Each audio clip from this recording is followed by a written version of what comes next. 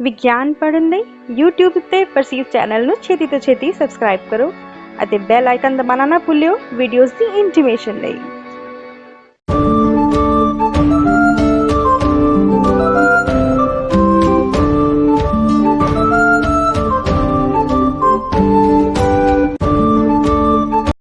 विद्यार्थियों स्वागत है तुहाडा। आज परसीव साइंस चैनल ते मैं तुहाडे लई लैके आई हाँ चैप्टर 14 दी रिविजन जिसका नाम है ऊर्जा दे सोमे यानी सोर्सिज ऑफ एनर्जी।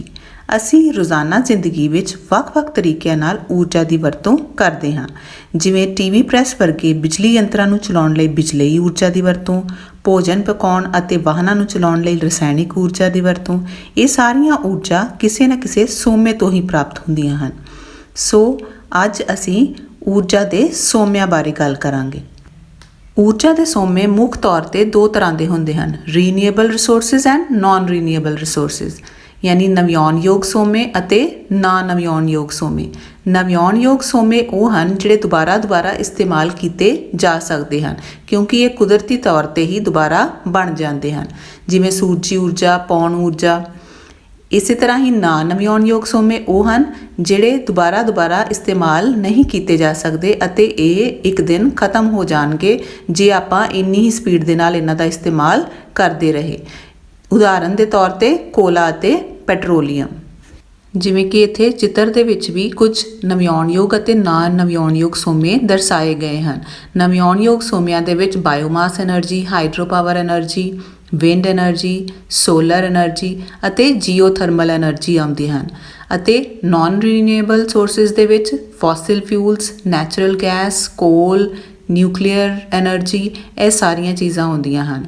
ਪਰ ਸਵਾਲ ਇਹ ਉੱਠਦਾ ਹੈ ਕਿ ਅਸੀਂ ਕਿਹੜੇ ਊਰਜਾ ਦੇ ਸੋਮੇ ਦੀ ਵਰਤੋਂ ਕਰਨੀ ਹੈ, ਯਾਨੀ ਕਿ ਵਧੀਆ ਊਰਜਾ ਦਾ ਸੋਮਾ ਜਾਂ ਵਧੀਆ ਬਾਲਣ ਕਿਹੜਾ ਹੈ।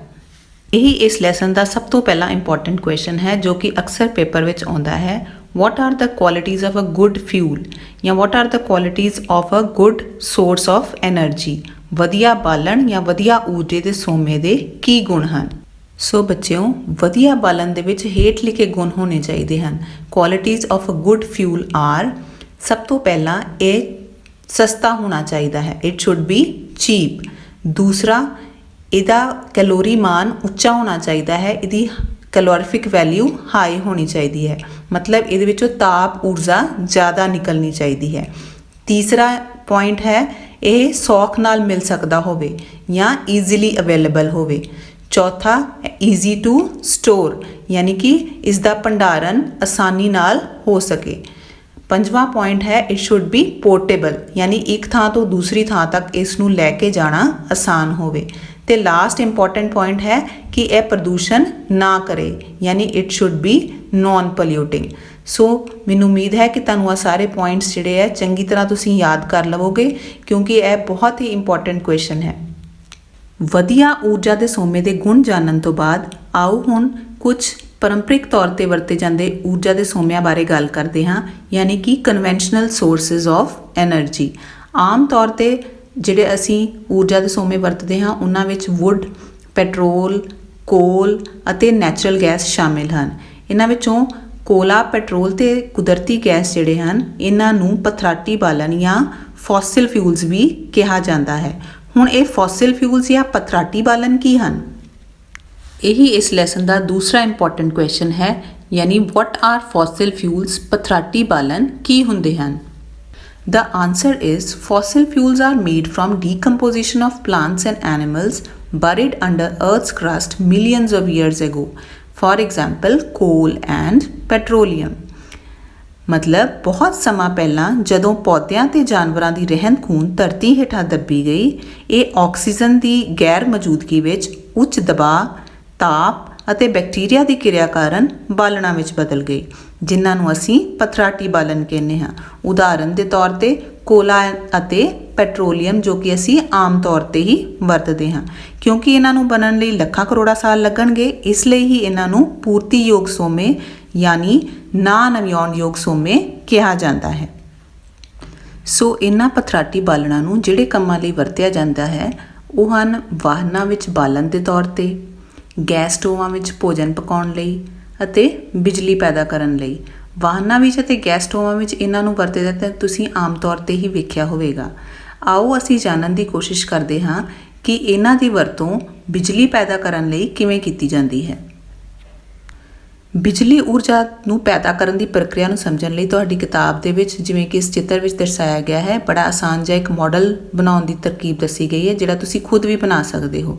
ਇਸ ਵਿੱਚ ਤੁਸੀਂ ਟਰਬਾਈਨ ਦੇਖ ਰਹੇ ਹੋ। ਇਹ ਟਰਬਾਈਨ ਟੇਬਲ ਟੈਨਿਸ ਦੇ ਬਾਲ ਦੇ ਉੱਪਰ ਧਾਤ ਦੀਆਂ ਪੰਖੜੀਆਂ ਲਗਾ ਕੇ ਬਣਾਈ ਗਈ ਹੈ। ਮੂਲ ਰੂਪ ਦੇ ਵਿੱਚ ਅਸੀਂ ਰੋਟਰ ਦੀਆਂ ਪੰਖੜੀਆਂ, ਯਾਨੀ ਕਿ ਟਰਬਾਈਨ ਦੇ ਉੱਪਰ ਜਿਹੜੀਆਂ ਪੰਖੜੀਆਂ ਲੱਗੀਆਂ ਹੋਈਆਂ ਨੇ, ਇਹਨਾਂ ਨੂੰ ਗਤੀ ਦੇਣੀ ਹੁੰਦੀ ਹੈ ਤਾਂ ਕਿ ਯੰਤਰਿਕ ਊਰਜਾ ਨੂੰ ਬਿਜਲਈ ਊਰਜਾ ਵਿੱਚ ਪਰਿਵਰਤਿਤ ਕਰਨ ਲਈ ਡਾਇਨਾਮੋ ਦੀ ਸ਼ਾਫਟ ਨੂੰ ਘੁਮਾਇਆ ਜਾ ਸਕੇ। ਇੱਥੇ ਤੁਸੀਂ ਚਿੱਤਰ ਵਿੱਚ ਦੇਖ ਰਹੇ ਹੋ ਕਿ ਪ੍ਰੈਸ਼ਰ ਕੁੱਕਰ ਵਿੱਚੋਂ ਜਿਹੜੀ ਭਾਫ਼ ਨਿਕਲ ਰਹੀ ਹੈ, ਉਸ ਦੀ ਮਦਦ ਦੇ ਨਾਲ ਅਸੀਂ ਟਰਬਾਈਨ ਦੀ ਪੰਖੜੀਆਂ ਨੂੰ ਘੁਮਾ ਰਹੇ ਹਾਂ, ਜਿਸ ਨਾਲ ਡਾਇਨਾਮੋ ਦੀ ਸ਼ਾਫਟ ਘੁੰਮਦੀ ਹੈ ਤੇ ਬਿਜਲੀ ਪੈਦਾ ਹੁੰਦੀ ਹੈ। ਇਹੀ ਕਨਸੈਪਟ ਜਿਹੜਾ ਆ ਉਹ ਥਰਮਲ ਪਾਵਰ ਪਲਾਂਟਸ ਤੇ ਹਾਈਡਰੋ ਪਾਵਰ ਪਲਾਂਟਸ ਦੇ ਵਿੱਚ ਬਿਜਲੀ ਪੈਦਾ ਕਰਨ ਲਈ ਇਸਤੇਮਾਲ ਕੀਤਾ ਜਾਂਦਾ ਹੈ। ਇਹ ਥਰਮਲ ਪਾਵਰ ਪਲਾਂਟ ਹੈ। ਜਿਵੇਂ ਕਿ ਤੁਸੀਂ ਮਾਡਲ ਵਿੱਚ ਦੇਖ ਚੁੱਕੇ ਹੋ ਕਿ ਸਾਡਾ ਮੁੱਖ ਮਕਸਦ ਹੈ ਟਰਬਾਈਨ ਨੂੰ ਘੁਮਾਉਣਾ। ਥਰਮਲ ਪਾਵਰ ਪਲਾਂਟ ਦੇ ਵਿੱਚ ਪਥਰਾਟੀ ਬਾਲਣ, ਜਿਵੇਂ ਕੋਲੇ ਦਾ ਇਸਤੇਮਾਲ ਕਰਕੇ ਪਾਣੀ ਨੂੰ ਗਰਮ ਕੀਤਾ ਜਾਂਦਾ ਹੈ ਤੇ ਉਸ ਦੀ ਭਾਫ਼ ਦੇ ਨਾਲ ਟਰਬਾਈਨ ਨੂੰ ਘੁਮਾਇਆ ਜਾਂਦਾ ਹੈ, ਜਿਸ ਨਾਲ ਡਾਇਨਾਮੋ ਦੀ ਸ਼ਾਫਟ ਘੁੰਮਦੀ ਹੈ ਤੇ ਬਿਜਲੀ ਪੈਦਾ ਹੁੰਦੀ ਹੈ।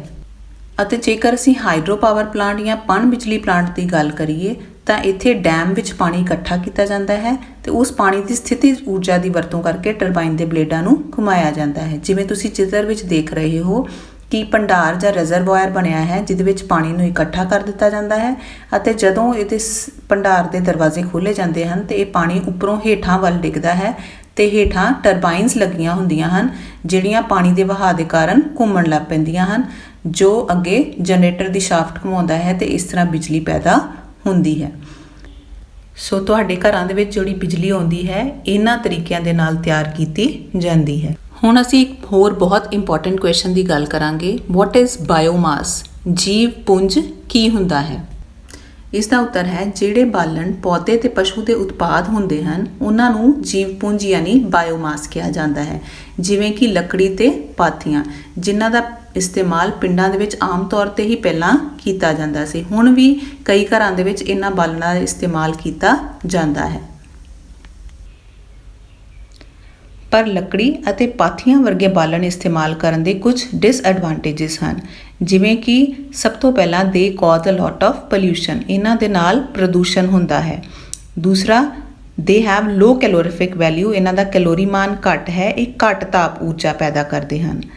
ਤੀਸਰਾ, they can cause diseases like ਲੰਗ ਪ੍ਰੋਬਲਮਸ, ਇਸ ਨਾਲ ਸਾਹ ਸੰਬੰਧੀ ਬਿਮਾਰੀਆਂ ਹੋ ਸਕਦੀਆਂ ਹਨ, ਕਿਉਂਕਿ ਇਹਨਾਂ ਦੇ ਬਾਲਣ ਦੇ ਨਾਲ ਬਹੁਤ ਜ਼ਿਆਦਾ ਧੂੰਆਂ ਪੈਦਾ ਹੁੰਦਾ ਹੈ, ਜੋ ਸਾਡੇ ਅੰਦਰ ਜਾ ਕੇ ਬਿਮਾਰੀਆਂ ਪੈਦਾ ਕਰ ਸਕਦਾ ਹੈ।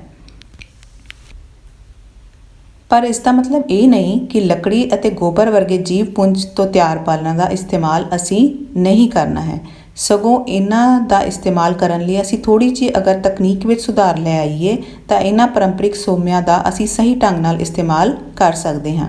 ਜਿਵੇਂ ਕਿ ਲੱਕੜੀ ਨੂੰ ਆਕਸੀਜਨ ਦੀ ਸੀਮਿਤ ਮਾਤਰਾ ਵਿੱਚ ਬਾਲਣ ਨਾਲ ਇਸ ਵਿੱਚ ਮੌਜੂਦ ਪਾਣੀ ਅਤੇ ਵਾਸ਼ਪਸ਼ੀਲ ਪਦਾਰਥ ਬਾਹਰ ਨਿਕਲ ਜਾਂਦੇ ਨੇ ਅਤੇ ਪਿੱਛੇ ਚਾਰਕੋਲ ਬਚ ਜਾਂਦਾ ਹੈ, ਜੋ ਕਿ ਬਿਨਾਂ ਲਾਟ ਤੋਂ ਬਲਦਾ ਹੈ ਤੇ ਇਹ ਲੱਕੜ ਨਾਲੋਂ ਘੱਟ ਧੂੰਆਂ ਪੈਦਾ ਕਰਦਾ ਹੈ ਤੇ ਤਾਪ ਵੀ ਵੱਧ ਪੈਦਾ ਕਰਦਾ ਹੈ। ਇਸ ਲਈ ਚਾਰਕੋਲ ਲੱਕੜ ਨਾਲੋਂ ਵਧੀਆ ਬਾਲਣ ਹੈ। ਇਸੇ ਤਰ੍ਹਾਂ ਗੋਬਰ ਤੋਂ ਪਾਥੀਆਂ ਤਿਆਰ ਕਰਨ ਦੀ ਬਜਾਏ ਅਸੀਂ ਬਾਇਓਗੈਸ ਤਿਆਰ ਕਰ ਸਕਦੇ ਹਾਂ, ਜੋ ਕਿ ਗੋਹਾ, ਫਸਲਾਂ ਦੇ ਕੱਟਣ ਤੋਂ ਬਾਅਦ ਬਚੀ ਖੁਚੀ ਰਹਿੰਦ ਖੂੰਹਦ, ਸਬਜ਼ੀਆਂ ਦੇ ਵਾਧੂ ਪਦਾਰਥ ਅਤੇ ਮਲ ਮੂਤਰ ਤੋਂ ਤਿਆਰ ਕੀਤੀ ਜਾਂਦੀ ਹੈ। ਜਦੋਂ ਆਕਸੀਜਨ ਦੀ ਅਣਹੋਂਦ ਵਿੱਚ ਇਹ ਸਾਰੇ ਅਪਘਟਿਤ ਹੁੰਦੇ ਹਨ ਤਾਂ ਬਾਇਓਗੈਸ ਬਣਦੀ ਹੈ। ਇਹ ਬਾਇਓਗੈਸ ਪਲਾਂਟ ਵਿੱਚ ਤਿਆਰ ਕੀਤੀ ਜਾਂਦੀ ਹੈ। ਆਓ ਬਾਇਓਗੈਸ ਪਲਾਂਟ ਬਾਰੇ ਜਾਣਦੇ ਹਾਂ। ਤੁਹਾਨੂੰ ਪੇਪਰ ਦੇ ਵਿੱਚ ਬਾਇਓਗੈਸ ਪਲਾਂਟ ਦੀ ਲੇਬਲਿੰਗ, ਰਚਨਾ ਅਤੇ ਕਾਰਜਵਿਧੀ ਵੀ ਆ ਸਕਦੀ ਹੈ, ਸੋ ਆਓ ਇਸ ਨੂੰ ਸਮਝਣ ਦੀ ਕੋਸ਼ਿਸ਼ ਕਰਦੇ ਹਾਂ। ਇਸ ਪਲਾਂਟ ਵਿੱਚ ਇੱਟਾਂ ਤੋਂ ਬਣੀ ਗੁੰਬਦ ਵਰਗੀ ਰਚਨਾ ਹੁੰਦੀ ਹੈ। ਖੱਬੇ ਪਾਸੇ ਉੱਪਰ ਵੱਲ ਮਿਸ਼ਰਣ ਟੈਂਕ ਹੈ, ਜਿਸ ਵਿੱਚ ਗੋਹਾ ਤੇ ਪਾਣੀ ਮਿਕਸ ਕੀਤਾ ਜਾਂਦਾ ਹੈ। ਇਸ ਨੂੰ ਸਲਰੀ ਆਖਦੇ ਹਨ। ਮਿਕਸ ਕਰਨ ਤੋਂ ਬਾਅਦ ਇਹ ਗੋਹਾ ਤੇ ਪਾਣੀ ਡਾਈਜੈਸਟਰ ਵਿੱਚ ਚਲੇ ਜਾਂਦੇ ਹਨ। ਇੱਥੇ ਆਕਸੀਜਨ ਦੀ ਹੋਂਦ ਵਿੱਚ ਅਣਆਕਸੀ ਸੂਖਮ ਜੀਵ ਯਾਨੀ ਕਿ ਐਨਾਰੋਬਿਕ ਮਾਈਕਰੋ ਆਰਗੈਨਿਜ਼ਮ ਸਲਰੀ ਨੂੰ ਅਪਘਟਿਤ ਕਰ ਦਿੰਦੇ ਹਨ, ਜਿਸ ਨਾਲ ਬਾਇਓਗੈਸ ਤਿਆਰ ਹੁੰਦੀ ਹੈ।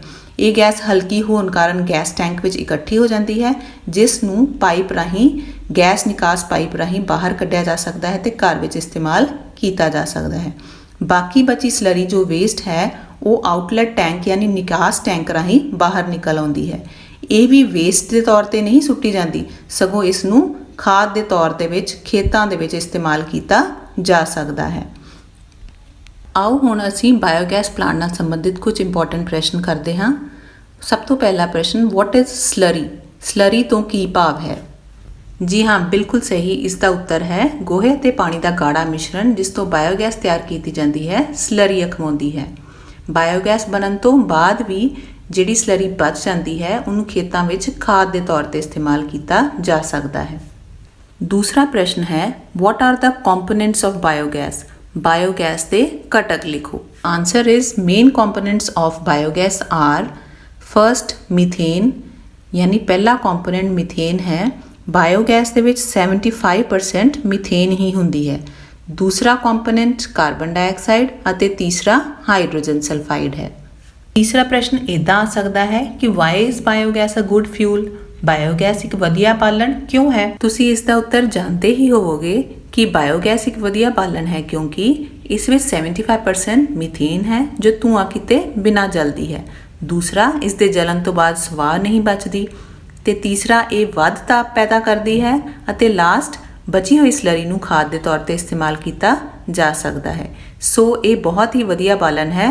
ਮੈਨੂੰ ਉਮੀਦ ਹੈ ਕਿ ਤੁਸੀਂ ਆਪਣੇ ਆਲੇ ਦੁਆਲੇ ਵੀ ਇਹ ਜਾਣਕਾਰੀ ਫੈਲਾਓਗੇ ਤਾਂ ਕਿ ਵੱਧ ਤੋਂ ਵੱਧ ਲੋਕ ਬਾਇਓਗੈਸ ਦਾ ਇਸਤੇਮਾਲ ਕਰਨ। ਹੁਣ ਅਸੀਂ ਇੱਕ ਹੋਰ ਊਰਜਾ ਦੀ ਗੱਲ ਕਰਦੇ ਹਾਂ, ਵਿੰਡ ਐਨਰਜੀ ਯਾਨੀ ਕਿ ਪੌਣ ਊਰਜਾ। ਇਸ ਦੇ ਬਾਰੇ ਵੀ ਤੁਸੀਂ ਸੁਣਿਆ ਹੀ ਹੋਵੇਗਾ। ਪੌਣਾਂ ਦੀ ਗਤਿਜ ਊਰਜਾ ਦਾ ਉਪਯੋਗ ਪੌਣ ਚੱਕੀਆਂ ਦੁਆਰਾ ਯੰਤਰਿਕ ਕਾਰਜ ਕਰਨ ਵਿੱਚ ਹੁੰਦਾ ਹੈ। ਪੌਣ ਚੱਕੀਆਂ ਦਾ ਉਪਯੋਗ ਸਾਰੀ ਜਗ੍ਹਾ ਤੇ ਨਹੀਂ ਕੀਤਾ ਜਾ ਸਕਦਾ ਕਿਉਂਕਿ ਸਾਰੀ ਜਗ੍ਹਾ ਤੇ ਹਵਾ ਨਹੀਂ ਚੱਲਦੀ, ਪਰ ਫਿਰ ਵੀ ਬੜੇ ਪੁਰਾਣੇ ਜ਼ਮਾਨੇ ਤੋਂ ਹੀ ਪੌਣ ਚੱਕੀਆਂ ਦਾ ਉਪਯੋਗ ਕਈ ਜਗ੍ਹਾ ਤੇ ਕੀਤਾ ਜਾਂਦਾ ਹੈ, ਜਿਵੇਂ ਕਿ ਪਾਣੀ ਪੰਪ ਕਰਨ ਲਈ, ਆਟਾ ਚੱਕੀਆਂ ਵਿੱਚ ਆਟਾ ਪੀਸਣ ਲਈ। ਅੱਜ ਕੱਲ੍ਹ ਪੌਣ ਚੱਕੀਆਂ ਦਾ ਇਸਤੇਮਾਲ ਬਿਜਲੀ ਪੈਦਾ ਕਰਨ ਲਈ ਵੀ ਕੀਤਾ ਜਾਂਦਾ ਹੈ। ਇਸ ਲਈ ਪੌਣ ਊਰਜਾ ਦੇ ਵੱਡੇ ਵੱਡੇ ਫਾਰਮ ਤਿਆਰ ਕੀਤੇ ਜਾਂਦੇ ਹਨ ਜਿੱਥੇ ਬਹੁਤ ਸਾਰੀਆਂ ਪੌਣ ਚੱਕੀਆਂ ਇਕੱਠੀਆਂ ਲਗਾਈਆਂ ਜਾਂਦੀਆਂ ਨੇ।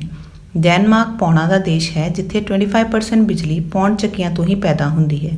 ਸਾਡੇ ਦੇਸ਼ ਦੇ ਵਿੱਚ ਵੀ ਤਾਮਿਲਨਾਡੂ ਵਿੱਚ ਕੰਨਿਆ ਕੁਮਾਰੀ ਨੇੜੇ ਪੌਣ ਊਰਜਾ ਦਾ ਸਭ ਤੋਂ ਵੱਡਾ ਫਾਰਮ ਹੈ ਜਿੱਥੇ ਬਿਜਲੀ ਪੈਦਾ ਕੀਤੀ ਜਾਂਦੀ ਹੈ। ਪਰ ਇਹ ਪੌਣ ਊਰਜਾ ਦਾ ਸਰੋਤ ਇੰਨਾ ਜ਼ਿਆਦਾ ਇਸਤੇਮਾਲ ਨਹੀਂ ਹੁੰਦਾ ਕਿਉਂਕਿ ਪੌਣਾਂ ਹਰ ਜਗ੍ਹਾ ਤੇ ਨਹੀਂ ਚੱਲਦੀਆਂ। ਦੂਸਰਾ, ਪੌਣ ਚੱਕੀਆਂ ਲਗਾਉਣ ਦਾ ਖਰਚਾ ਵੀ ਬਹੁਤ ਹੈ। ਸੋ ਬੱਚਿਓ, ਇਹ ਸੀ ਊਰਜਾ ਦੇ ਸੋਮਿਆਂ ਬਾਰੇ ਕੁਝ ਅਹਿਮ ਜਾਣਕਾਰੀ ਤੇ ਕੁਝ ਇੰਪੋਰਟੈਂਟ ਪ੍ਰਸ਼ਨ।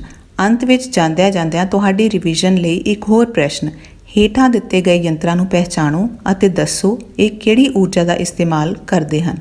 ਮੈਨੂੰ ਪੂਰੀ ਉਮੀਦ ਹੈ ਕਿ ਤੁਸੀਂ ਇਸ ਪ੍ਰਸ਼ਨ ਦਾ ਉੱਤਰ ਹੱਲ ਕਰ ਲਵੋਗੇ। ਧੰਨਵਾਦ।